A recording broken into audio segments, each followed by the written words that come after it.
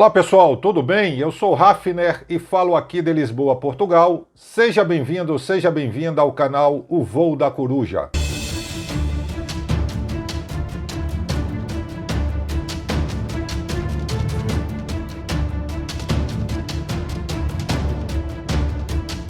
Olá, Hafner, quero cumprimentá-lo, agradecer pelo contato.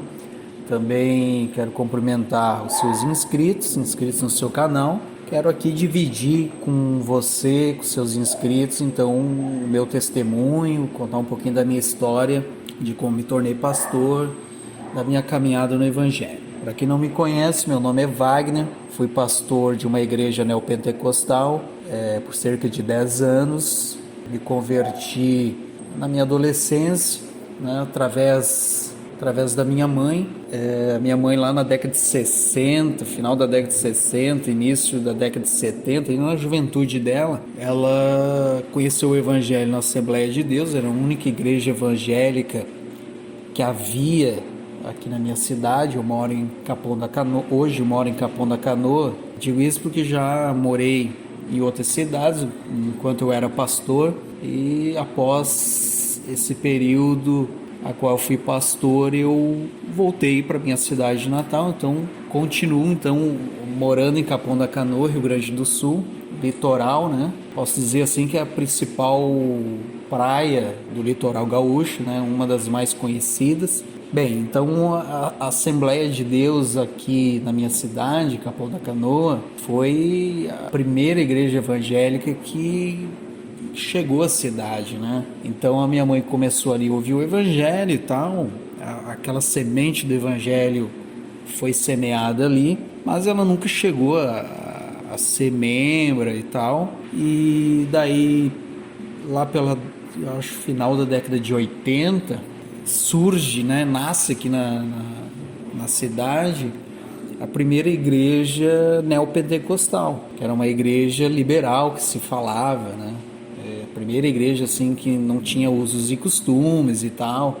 Para quem é gaúcho sabe que a igreja Assembleia de Deus aqui no estado sempre foi muito rígida, né?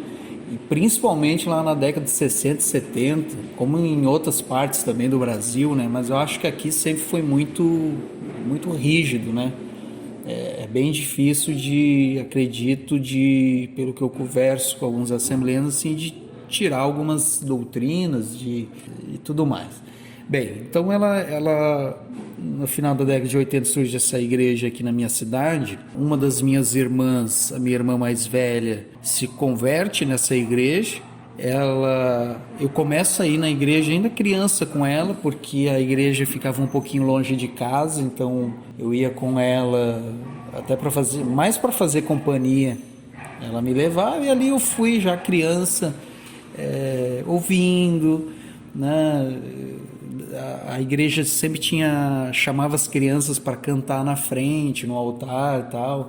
Ia para cantar, sempre tinha o pastor chamava então as crianças para cantar um hino, né, voltado assim para criança, e ali eu ia participando e tal, e ali eu fui conhecendo, o evangelho foi sendo semeado no meu coração.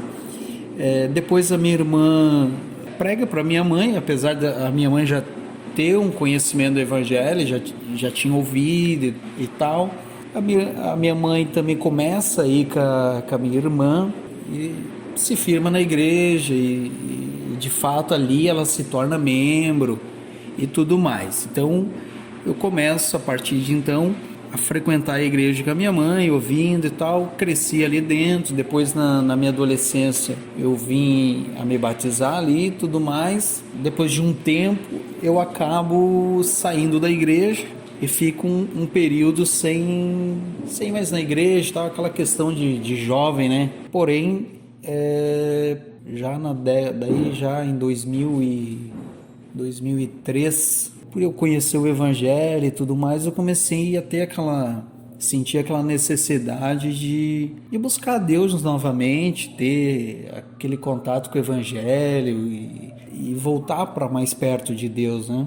E daí, assistindo televisão, eu conheci o programa Show da Fé, comecei a assistir e tudo mais, E gostei da mensagem e tal. E por acaso descobri que tinha a igreja daquele programa, né, que é quem apresenta é o R.R. Soares. Eu descobri que tinha na minha cidade, né? Daí um belo dia lá e tal, eu disse, pô, eu vou visitar essa igreja, eu preciso, né, ter um contato, voltar a ter esse contato com Deus e com o Evangelho e tal. A gente vai amadurecendo, né? A vida vai nos dando pedradas e a gente começa a entender que a gente precisa estar perto de Deus. Então comecei a frequentar então os cultos da Igreja da Graça aqui na minha cidade. Tal, gostei da pregação do Evangelho. Algumas coisas eu estranhei muito, né? Até eu me lembro que a primeira quarta-feira que eu fui, o pastor falou, né? Vou entregar uma rosa e tal, rosa ungida, você vai levar para casa. Eu até nem peguei essa rosa, né? Não vou levar essa rosa porque lá onde a igreja onde eu cresci, né, não tinha esse negócio de campanha, era uma igreja muito pautada na palavra, na oração, não tinha a teologia da prosperidade, essa questão toda, né? Eu até nem levei a rosa, até cheguei em casa eu comentei com a minha mãe, né? Eu disse, mãe, não gostei porque o pastor ia entregar uma rosa, mandar a gente trazer uma rosa para casa e não sei o que e tal. Daí ela até me incentivou, né? Até por saber que eu estava esse tempo afastado, assim, longe da igreja e tal. Ela até incentivou, não, mas vai, não precisa pegar rosa e não sei o que. E daí eu resolvi, tá, não vou ligar para isso, eu vou continuar indo e tal, vamos ver. Eu continuei indo e tal, e daí você vai ali ouvindo e tal, para tudo existe uma justificativa e as coisas são muito bem amarradas, vamos dizer assim, e fui mudando de ideia e tal, comecei a aceitar assim aquela doutrina da teologia da prosperidade e tal, fui participando dos cultos e cada vez mais também acreditando em tudo aquilo que era passado, ensinado, né? Fui ali seguindo aquele ensinamento que é dividido e ensinado para as pessoas que muitos já sabem, né?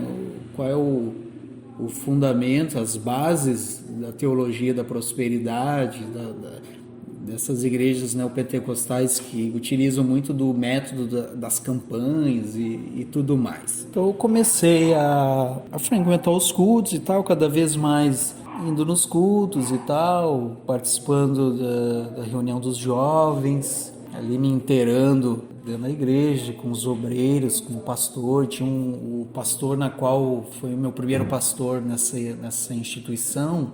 Era um pastor bem legal, gostava muito dele, né? A gente conversava, era muito querido. E ali eu fiquei, então. E só que em seguida, eu me lembro que em seguida esse pastor ele foi trocado, né? Até achei estranho assim, porque ele não avisou nada que ia ser trocado, que ia vir outro pastor pro lugar dele. Simplesmente cheguei num culto de domingo, não era mais ele, era outro, né? Mas tudo bem, né?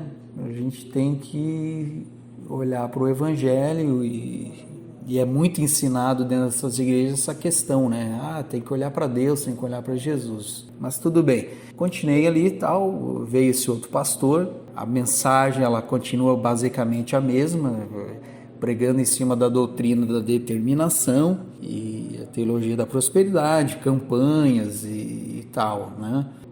Esse pastor não era tão querido que nem o outro e tal, mas ali a gente estava para ouvir o Evangelho, né?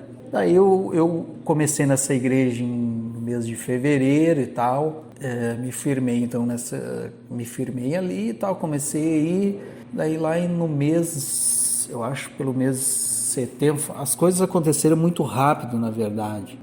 No mês final do mês, isso em fevereiro de 2004, que eu entrei lá pelo final do ano, eu acho setembro, o pastor conversa comigo e pergunta se eu quero ser obreiro, né? Ali da instituição, me explica o que é ser obreiro, que ia ter um cursinho para obreiro. Eu resolvi então fazer o curso de obreiro e tal. Fiz ali, em seguida já eu fui levantado obreiro, estava ajudando dentro da igreja e tal, sempre participando das reuniões, do culto dos jovens. Depois foi muito rápido, tinha um auxiliar que auxiliava esse pastor nessa igreja, e esse auxiliar, ali no mês de dezembro, ele iria casar. Então ele sairia ali da igreja aqui na cidade por esse fato, né? Ele ia casar e ele ia ir para uma outra cidade auxiliar, e ali não tinha, vamos dizer assim, uma estrutura para um auxiliar casado, né? E até mesmo porque a esposa dele, no caso, trabalhava em Porto Alegre, numa igreja em Porto Alegre, então ele ia para lá. Ia ficar ali sem auxiliar. Então eu já era obreiro, já estava entendendo, vamos dizer assim, como era o funcionamento ali da igreja e tal, como funcionava a preparação das campanhas e tudo mais, limpeza, essas coisas assim. O pastor me chamou no escritório e disse: olha, tu não quer vir morar na igreja? Então eu pensei assim, morar na igreja? Ele disse: tu não quer ser pastor? Eu disse: olha, se é da vontade de Deus, a gente tá aí, né?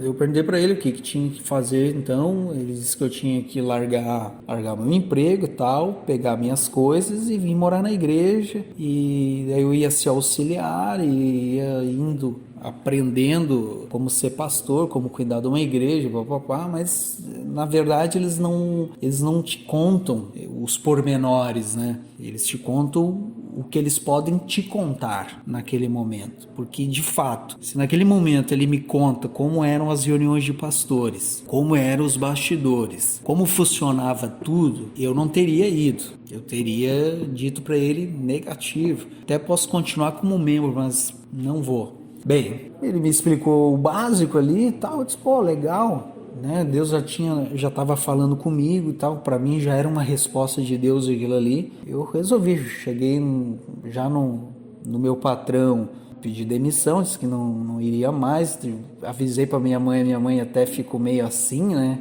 Largar emprego e estudo, largar tudo para ir para a igreja e se tornar pastor. Mas como ela já conhecia o evangelho, né, já era da igreja também, ela também não resistiu, né, não foi contra. Após isso, né, conversei com o pastor ali, ele disse: então amanhã tu já vem para a igreja. Então fiz tudo isso, né, pedi demissão, tal, comuniquei a minha mãe e tal, e vim então já morar na igreja. Só que assim, não tinha o pouco do dinheiro que eu ganhei com a saída do trabalho, eu consegui comprei um terno, eu acho, uma camisa, uma gravata e mais um dinheirinho que sobrou ainda, eu dei pro pastor para ele lá em Porto Alegre lá comprar mais umas camisas, umas 2, 3 camisas e umas gravatas lá que era mais barato, e trazer para mim, né? Bem, então fui para a igreja, tal, fui morar na igreja, auxiliar esse pastor, para ver a minha pureza, a minha inocência, que eu nem cheguei a perguntar para ele se eu ia ganhar algum salário, alguma coisa, porque o meu objetivo não era esse.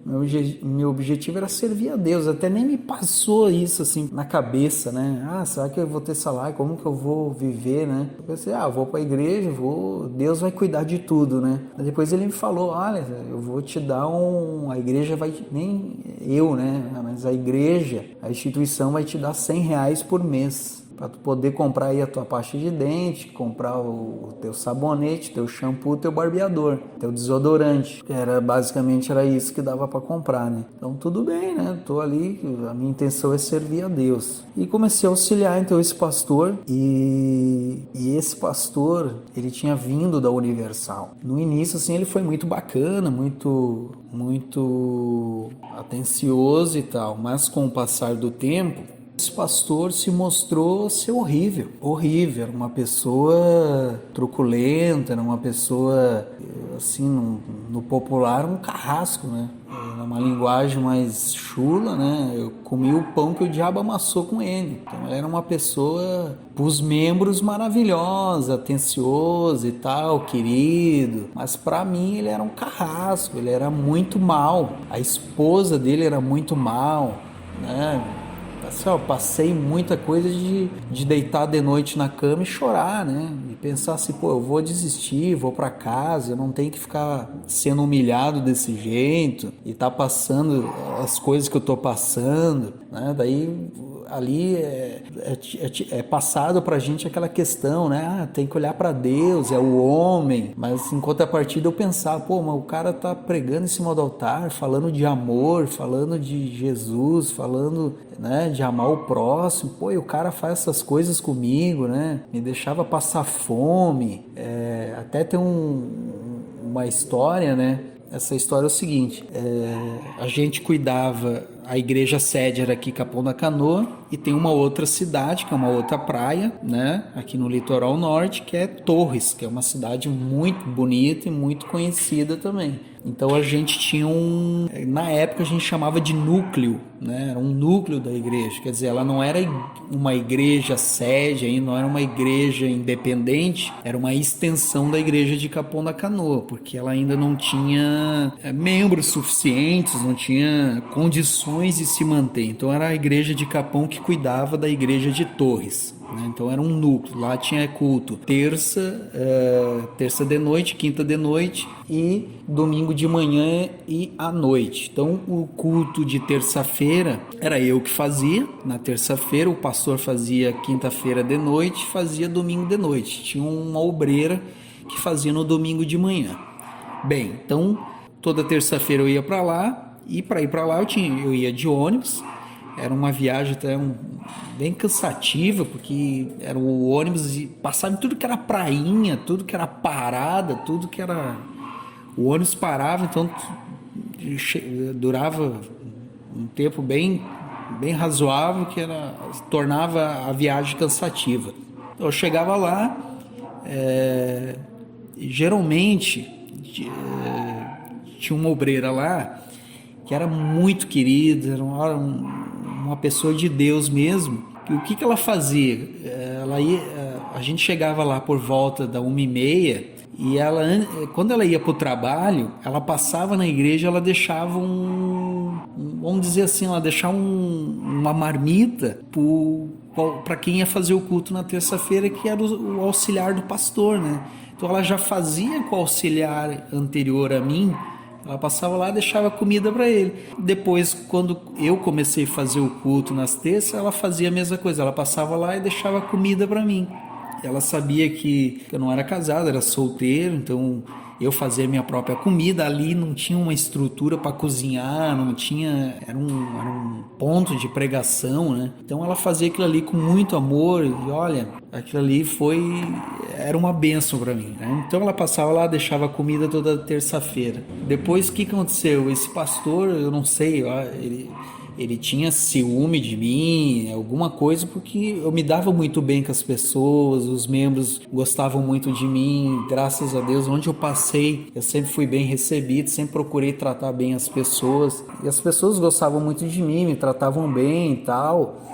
E eu acho que ele tinha ciúme, porque nessas igrejas o pastor, muitas vezes ele tem que utilizar do carisma dele para poder segurar as pessoas dentro da igreja. Porque como a teologia da prosperidade, ao mesmo tempo que ela traz muita gente para dentro do templo, ela tira também muita gente, né? Pela questão financeira, né?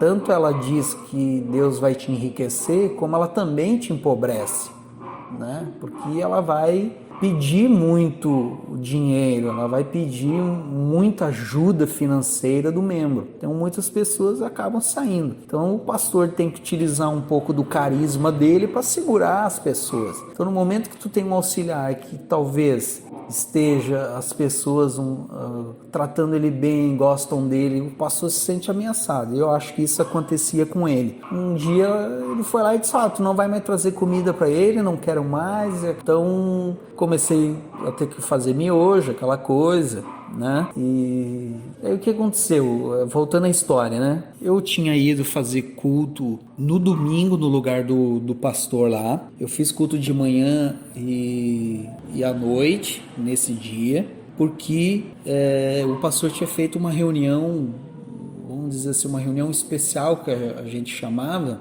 com um outro pastor de Porto Alegre, que fazia parte da cúpula da igreja no estado. Ele vinha ali fazer uma reunião especial e tal. O pastor reuniu todo o povo de Torres e também de Capão para participar dessa reunião, e eu fui então para Torres fazer a reunião de manhã e de noite para quem de Torres não veio a Capão participar da reunião. E quando um pastor de outra igreja, no caso, né, da própria instituição, mas que era de uma outra cidade, vinha, o pastor recebia um outro pastor convidado e tal, para esse tipo de reunião, o pastor sempre procurava receber bem, né? Fazia lá um lanche abençoado, fazia uma comida muito boa, fazia lá um doce, fazia aqueles quitute, né? Queria receber bem a pessoa e tal, então tinha muita comida e tal para receber o pastor convidado. Então a viagem para essa cidade de Torres já era meio demorada, meio cansativa. Eu fui fazer então a reunião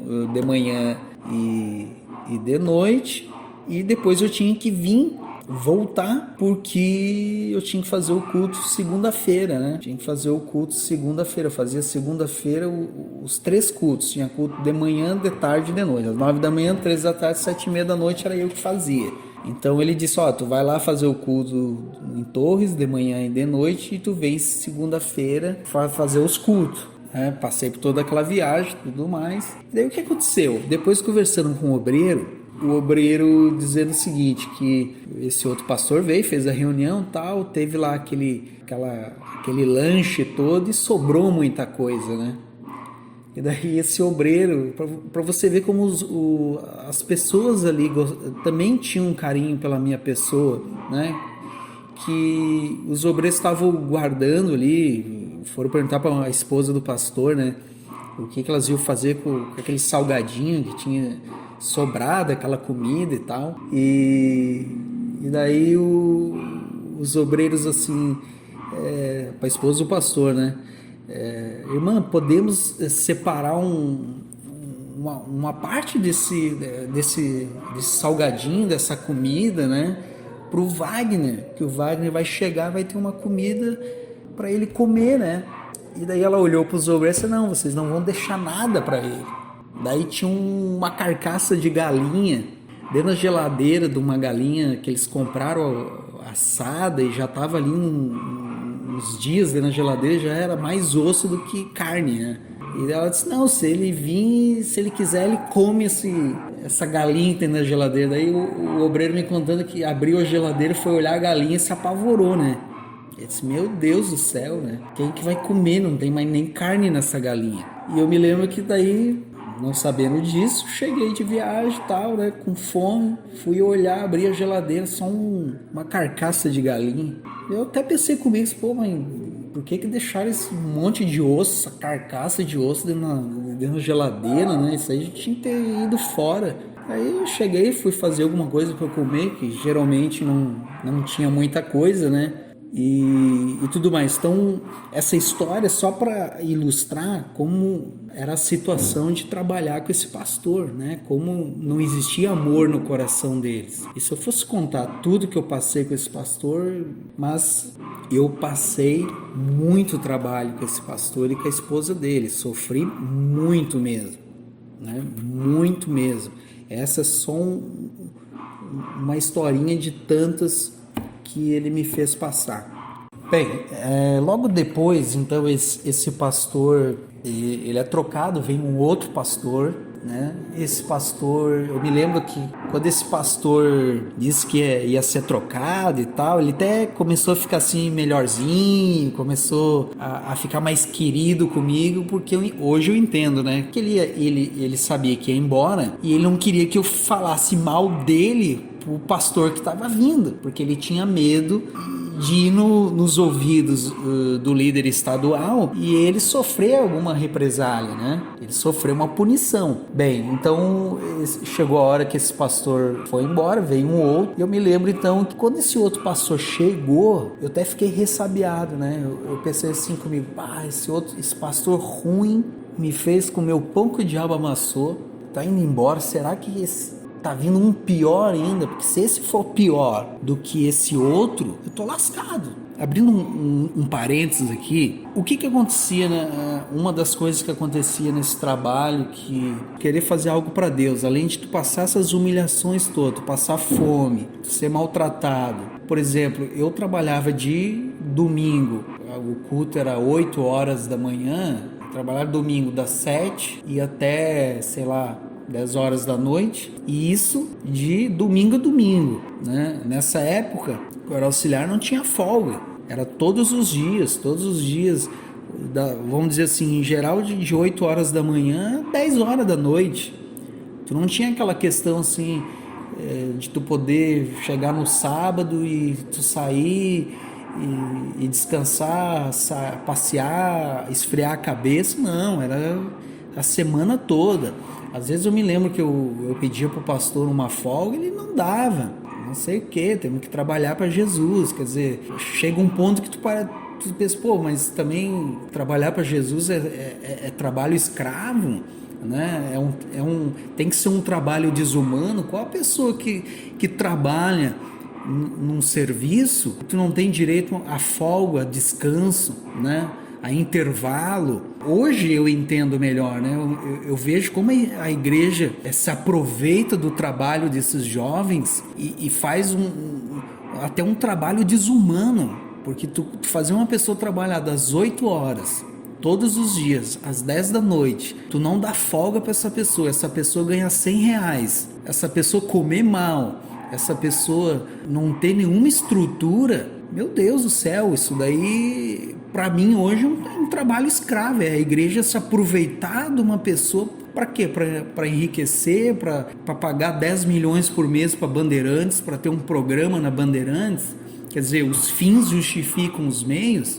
Para eu ter um programa na Bandeirantes todos os dias e pagar 10 milhões para Bandeirantes, que é o que eu calculo que eles estejam pagando hoje, se não é mais de 10 milhões por mês, para eu ter tudo isso, eu tenho que judiar dessas pessoas, eu tenho que tirar um jovem de dentro da casa dele, onde ele é bem tratado, onde tem dificuldade, mas não chega a esse ponto, onde ele não é humilhado, onde ele tem amor, ele tem respeito, tirar ele do trabalho dele, onde existe uma CLT que protege ele, que diz que ele trabalha 8 horas por dia, que ele tem direito a férias, que ele tem direito a intervalo, e eu vou tirar esse cara desse contexto, eu vou trazer para dentro desse contexto da igreja, para usar esse cara, fazer ele sofrer tudo isso e ainda dizer que eu prego o evangelho, dizer que é uma igreja de Jesus, do evangelho, isso não é evangelho. Você fazer esse tipo de coisa,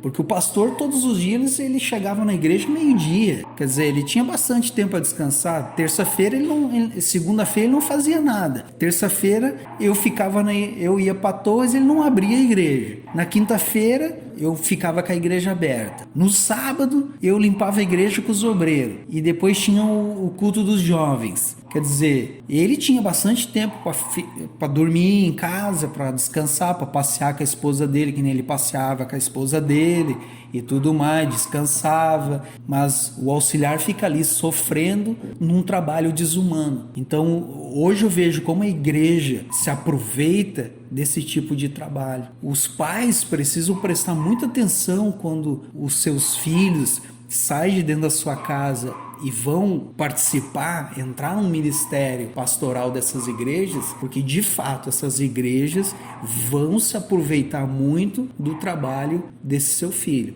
Tem que haver um cuidado aí.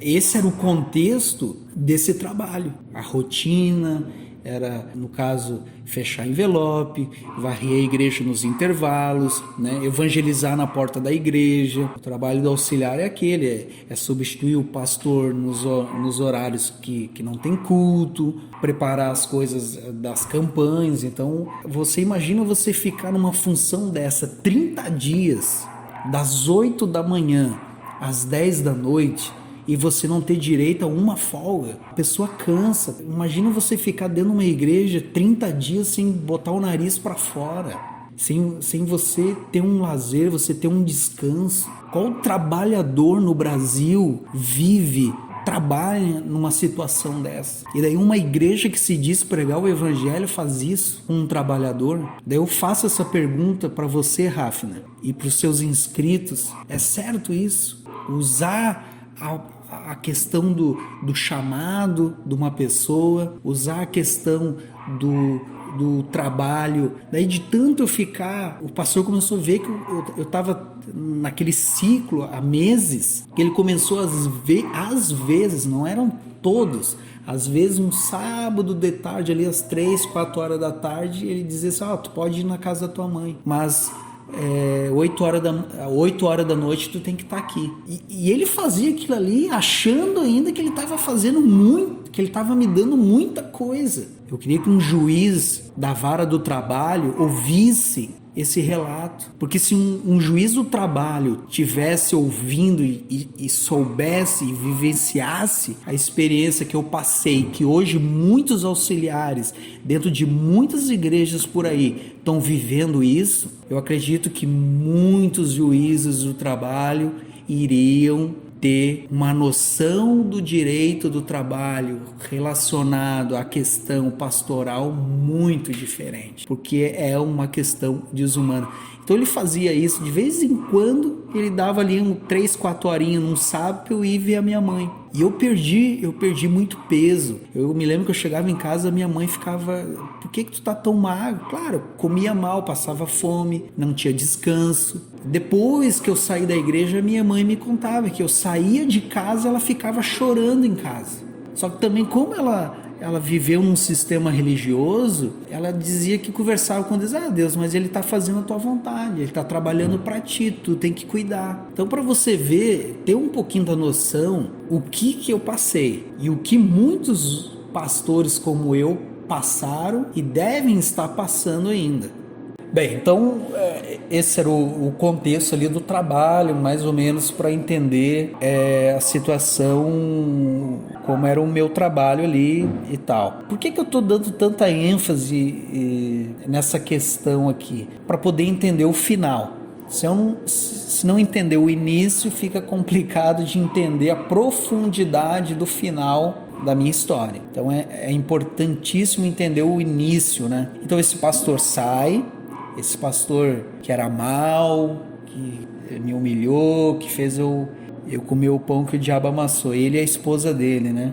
Daí vem um outro pastor, falando novamente, até fiquei ressabiado, porque eu achei, será que esse cara é pior do que o outro que saiu daqui? Porque se for pior que o outro que saiu daqui, meu Deus do céu. Mas esse outro pastor, ele era mais humano.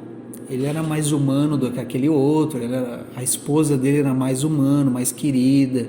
Esse pastor era mais amigo, era mais querido. Só que existe uma questão que às vezes o membro dessas instituições vê o pastor tomar certas atitudes e muitas vezes ele toma certas atitudes que não agradam, ou que são atitudes que são ordens do ministério, que são características do ministério. Essas ordens vêm de cima. Então, por mais que o pastor seja uma pessoa amorosa, uma pessoa de Deus, uma pessoa que vive aquele amor do evangelho, que é uma pessoa humana, ele faz certas coisas porque o ministério quer que ele faça daquele jeito. Então muitas vezes ele acaba tomando essas atitudes que um obreiro não gosta, né? Que um membro não gosta, ele acaba fazendo algo que não é bom para o auxiliar, né? E tal. Por quê? Porque aquilo é o que o ministério quer. E se ele não faz o que o ministério quer, ele sabe que vai ter uma punição, né? Ele sabe que vai ter uma punição, então ele faz. Então esse pastor, ele era uma pessoa mais humana, uma pessoa querida. Até hoje eu tenho um grande respeito por ele, tenho um carinho ainda por ele, por a família dele, apesar da gente não manter mais contato, que infelizmente nessas instituições você é amigo, você tem contato quanto você está ali dentro, porque depois que você sai, eles não querem mais que você que está lá dentro tenha contato com quem está aqui fora, né? Porque quem está aqui fora é endemoniado, é rebelde, é tudo que é coisa. Então, geralmente os pastores que estão lá dentro, eles cortam qualquer vínculo com você que está aqui fora, porque existe essa mentalidade. É, na verdade, uma proteção do ministério, porque o ministério não quer que aqueles que estejam lá dentro enxerguem o que aqueles que saíram, né, pelos mesmos motivos que eu saí, né, venham abrir os seus olhos, né? Porque daqui a pouco eles não vão ter mais pastor dentro das igrejas, os pastores não vão mais obedecer da forma que eles querem que eles obedeçam. Então, resumindo, esse pastor era um pastor melhor daquele outro, um pastor mais querido, mais humano, mais amigo, e foram ali, se eu não me engano, 2004, eu trabalhei um ano, então, com o primeiro pastor, que era Mal, e com esse outro eu fiquei mais 1 ano e 2 meses, 3 meses trabalhando com esse outro, que foram um período muito melhor, mais agradável, mas o trabalho continuou o mesmo, né? Trabalhando das 8 às 10, não tinha folga, de vez em quando ele dava uma folga no sábado de tarde, e parece que você pediu uma folga, você estava mendigando, né? Você estava mendigando, parece que ele te dava 3 horinhas para você sair, e ele estava te dando assim, meu Deus do céu, olha, é incrível isso, né?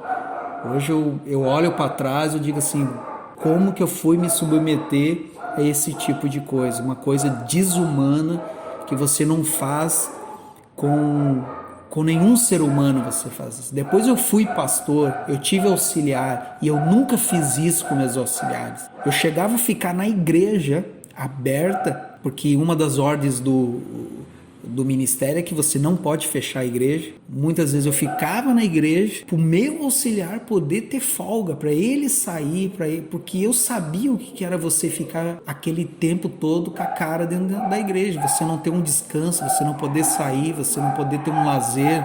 Ninguém resiste fisicamente, mentalmente num trabalho assim. Isso não é de Deus, você fazer uma pessoa suportar isso. Tu querer que a pessoa faça aquilo, ainda ganhando R$100. Isso é desumano, é você querer se aproveitar do trabalho daquela pessoa para enriquecer as custas daquela pessoa. Então, eu trabalhei mais 1 ano e 2 meses, 3 meses com esse pastor. Então, ele chegou um momento que ele conseguiu alguém para me substituir aqui na cidade. E ele me enviou, então, para a sede do ministério aqui no estado do Rio Grande do Sul, onde que a sede é a cidade de Porto Alegre, né, a capital, a cidade maior do estado, é onde abriga a sede maior da instituição aqui no estado. Então eu fui trabalhar na sede do estado. Chegando lá, o trabalho é totalmente diferente, vamos dizer assim, no aspecto de rotina, né? Porque tem culto, continua tendo culto todos os dias, mas você não tem aquela... Como existe mais trabalhadores ali, mais auxiliares, mais obreiros, consegue ter uma escala de trabalho, você acaba ali finalmente tendo um dia de folga, continua ganhando os R$100, você continua limpando a igreja, fazendo, só que por ter um número maior de trabalhadores, você acaba tendo um pouquinho mais, vamos dizer, se o trabalho fica menos penoso, mas a moradia ainda continua sendo precária. Na época que eu fui auxiliar aqui em Capão da Canoa, a moradia era super precária, o banheiro era num local improvisado. Olha, é desumana a questão, é desumano. Então, a moradia onde os auxiliares ficavam era precária, era uma verdadeira bagunça. Enquanto o pastor morava bem, os auxiliares moravam mal, tudo amontoado nos beliches.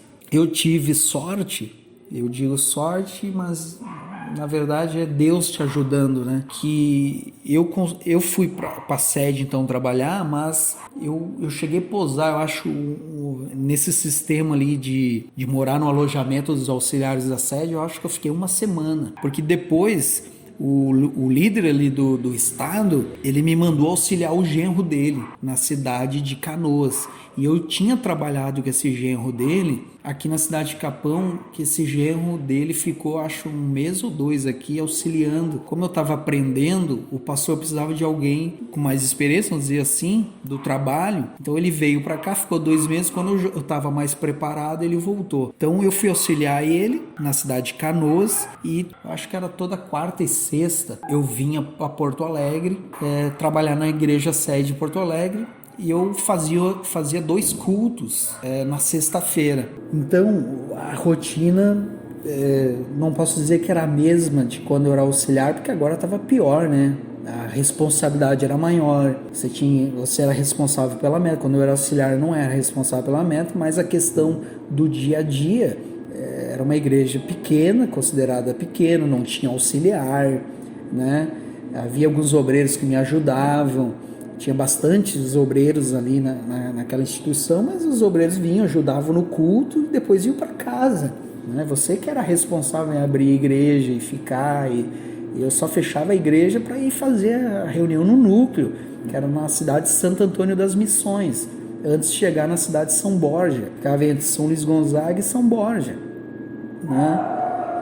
Então essa era uma rotina. Imagina você trabalhar 12 meses no ano, de domingo a domingo, das 8 às 10, e você não ter folga, você não ter uma folga para você descansar, para você sair, para você ter um lazer, e você não ter aquele período de férias para você se desligar do trabalho e poder esfriar a cabeça, né?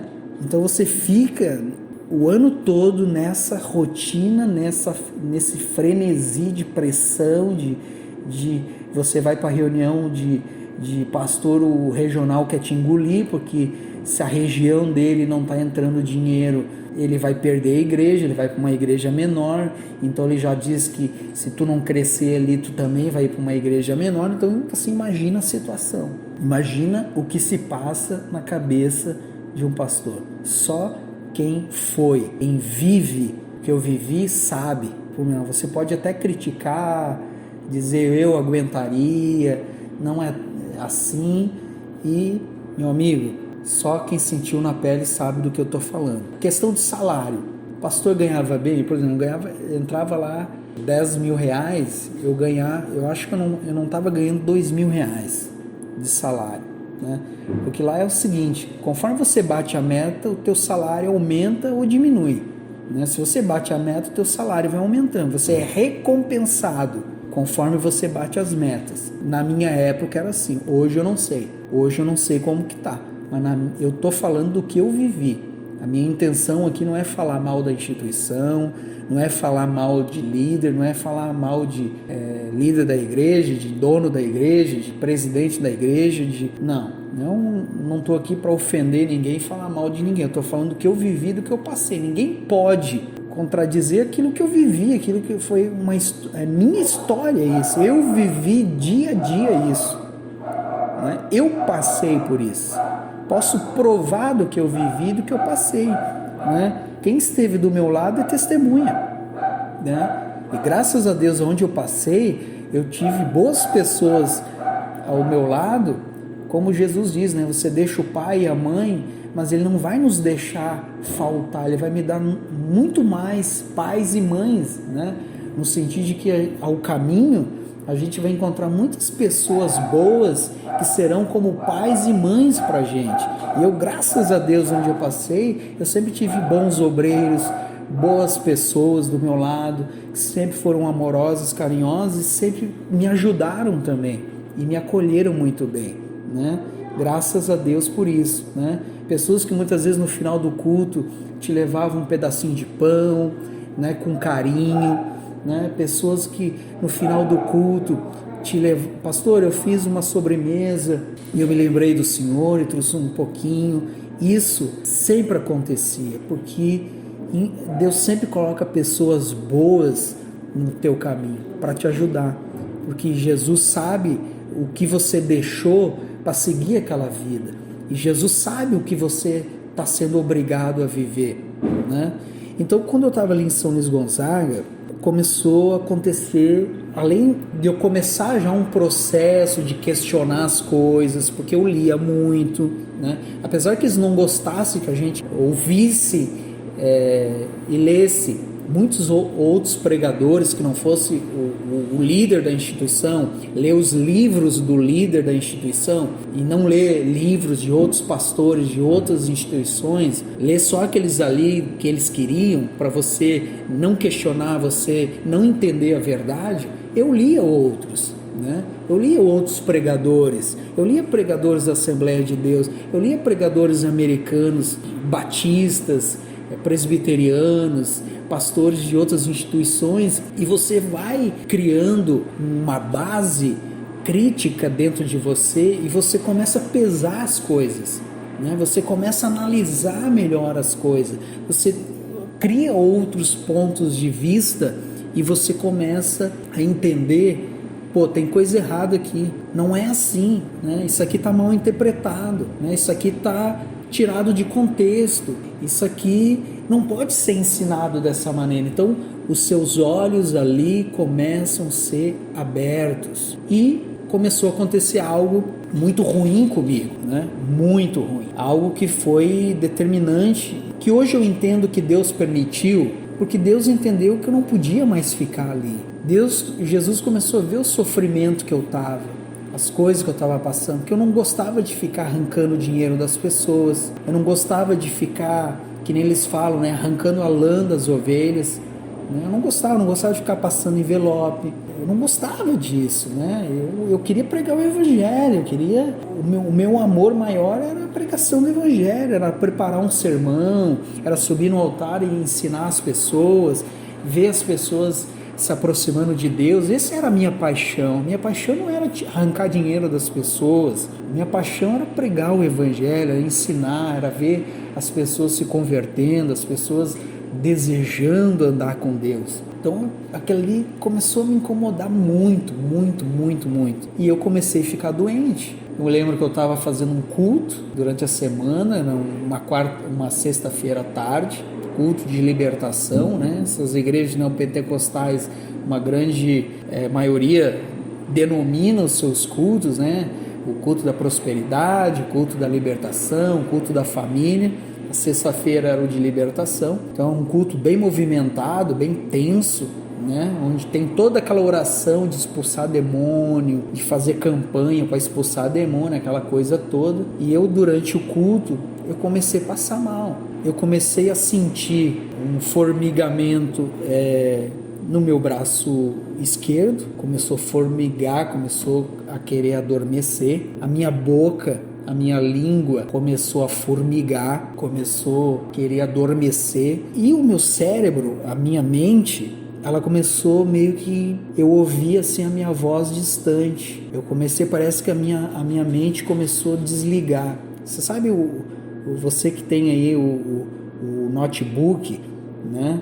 Um computador, o computador, quando ele esquenta demais, o que o computador faz? Ele se desliga, ele fica em stand-by para poder esfriar. Eu estava sentindo a minha cabeça desse jeito, começou a ficar distante o meu pensamento, meu raciocínio começou a ficar falho, e eu fiquei pensando comigo, meu Deus, eu vou desmaiar, estou passando mal, vou infartar, né? Eu me lembro que nesse dia eu pedi para um obreiro.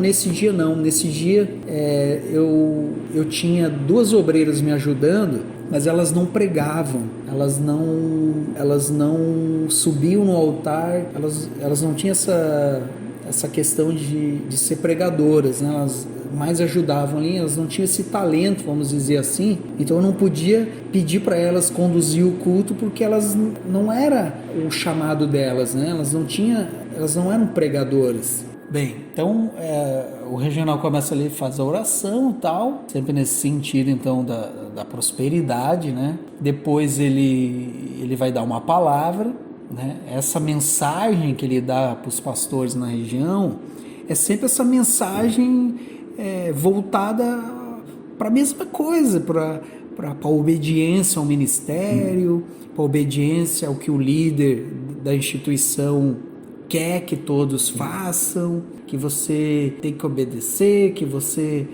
tem que seguir as ordens, então, que não sei o que, tem que ser honesto, não pode roubar a igreja, não pode desviar dinheiro, que, né, sempre as mensagens são sempre nesse sentido, assim, sempre nesse sentido, da obediência, da honestidade ao ministério, porque eles têm muito medo,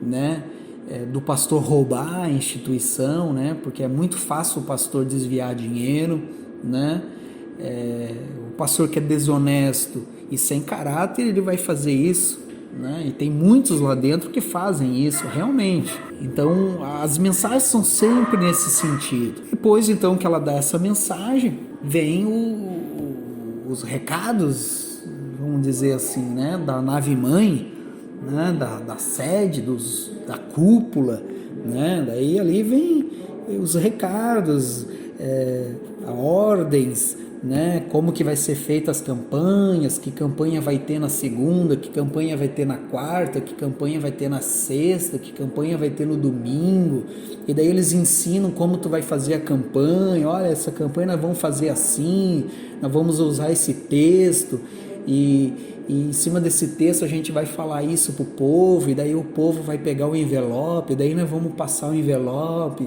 baseado nisso, com essa, vocês vão usar esse sentido aqui, porque eu não sei o que, eu já comecei a fazer isso lá na minha igreja, está dando certo, o povo está pegando envelope e não sei o que, esse mês a gente tem que bater a meta, a gente tem que se esforçar, tem que ser ousado. Então é sempre nesse sentido do dinheiro.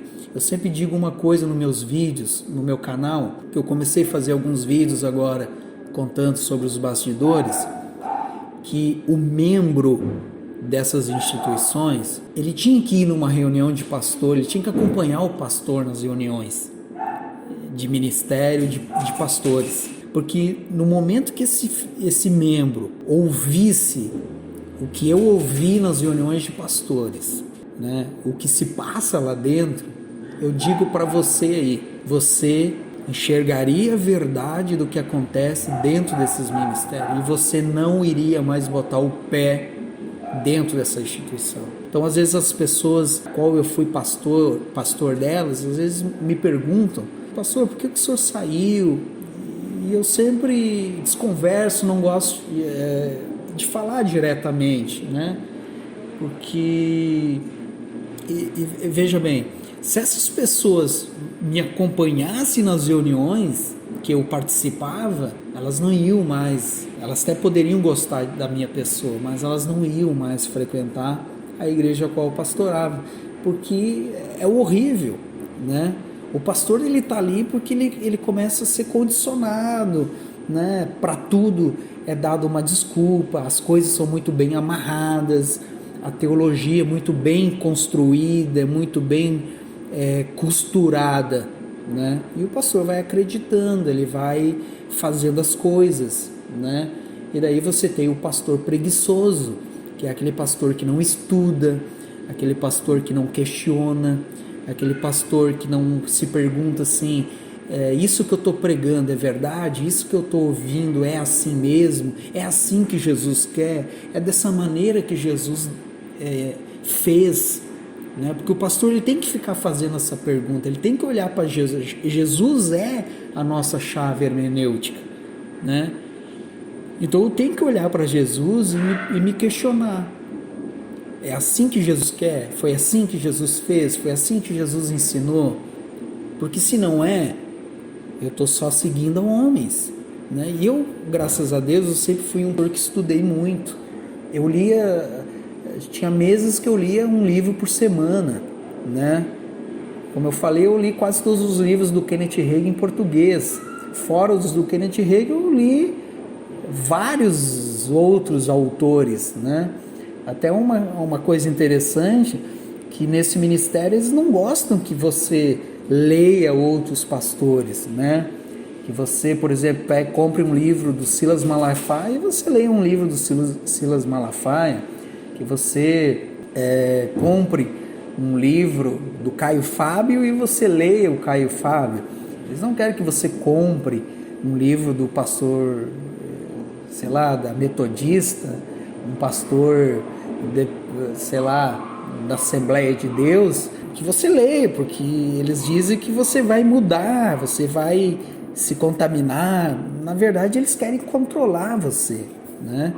Porque eles não querem que você vá percebendo os erros teológicos, que você vá percebendo os deslizes, né? Quando eles pegam um texto na Bíblia e eles tiram fora do contexto e eles, em cima desse único versículo, eles fazem uma doutrina, eles fazem algo para arrecadar dinheiro das pessoas, porque tudo, infelizmente, é para arrecadação de dinheiro, de meios financeiros, né? Então, quando o pastor é preguiçoso, ele não vai estudar, ele não vai buscar entender a verdade, se preocupar de como eu me preocupava. Sabe que eu estou pregando a verdade para as pessoas? Aquelas pessoas estão ali sentadas me ouvindo. Eu estou pregando o que Jesus realmente quer que eu ensine, que eu pregue, que eu leve para elas. Então eu ia estudar, eu ia ler. E conforme você estuda, você lê, você vai começar a ver os seus olhos se abrir. E também há aqueles pastores que estão ali, meu amigo. Ele está ali porque ganha bem, né? Ele está ali porque o salário é bom, né? Ele está ali mesmo para tirar dinheiro, porque ele não quer ser um pedreiro, ele não quer ser, sei lá o que, ele não quer ser um funcionário de uma outra empresa, né? Ele não quer vir para o meio corporativo, ele ali está muito bom para ele, é um trabalho muito bom para ele ganhar dinheiro. Então ele fica ali, se tiver que arrancar tudo que uma pessoa tem, ele vai fazer, porque ele já é mau caráter, né? Ele não tem mais consciência nele, ele não existe mais amor nele, né? Não existe mais aquela coisa que nem eu fazia, que às vezes eu pensava assim, pô, aquela senhora que está ali no culto me ouvindo, podia ser a minha mãe. Imagina se é a minha mãe que está ali, o pastor está arrancando e mentindo, arrancando o dinheiro da minha mãe e mentindo para minha mãe, enganando. A gente tem que ter empatia, é necessário ter empatia, se colocar no lugar do outro. E muitos pastores não se colocam no lugar do outro. Se o líder lá dizer para ele, esse mês você tem que arrancar 30 mil, te vira, ele vai fazer, como eu vi isso acontecer, né? E mais para frente eu vou contar como. Então a reunião de pastor, ela tem essa dinâmica, as orações, o ensino, a campanha, como você vai fazer a campanha, o texto, tudo é muito bem direcionado. Então às vezes você acha que o pastor tirou aquilo ali da cabeça dele, não, ele já vem orientado. Eu me lembro que antes de eu sair do ministério, nós recebíamos no e-mail, o regional mandava um e-mail dizendo para você como você ia fazer a campanha e como que tinha que fazer, qual o texto utilizar, né? Até hoje eu tenho nos meus e-mails para comprovar isso. Então você vê que se um membro fosse o seu pastor e participasse de uma reunião de pastor dessa, meu amigo, você não iria mais nessas instituições.